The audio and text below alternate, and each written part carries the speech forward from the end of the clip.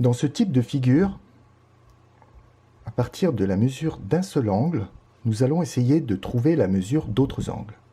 Nous allons voir trois exemples et commencer par chercher l'angle DCB.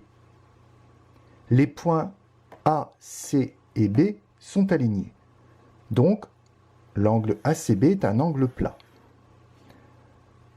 Lorsque la somme des mesures de deux angles est égale à 180 degrés, on dit que les angles vert et rouge sont supplémentaires. Donc pour déterminer la mesure de l'angle rouge, nous allons commencer par dire que les angles ACD et DCB sont supplémentaires. Donc, DCB est égal à 180 moins 39. L'angle DCB mesure 141 degrés. Deuxième situation.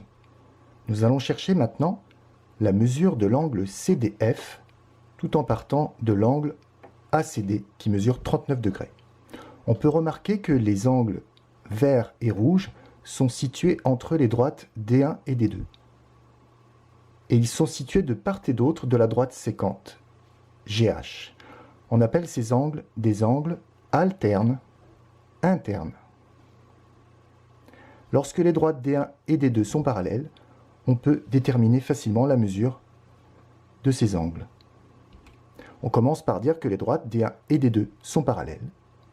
Donc, les angles alternes internes ACD et CDF sont de même mesure, 39 degrés.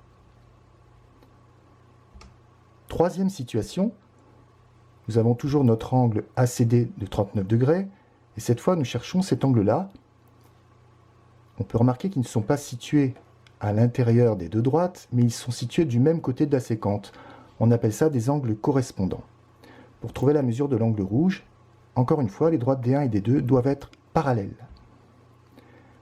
Les droites D1 et D2 sont parallèles, donc les angles correspondants ACD et EDG sont de même mesure, c'est-à-dire 39 degrés.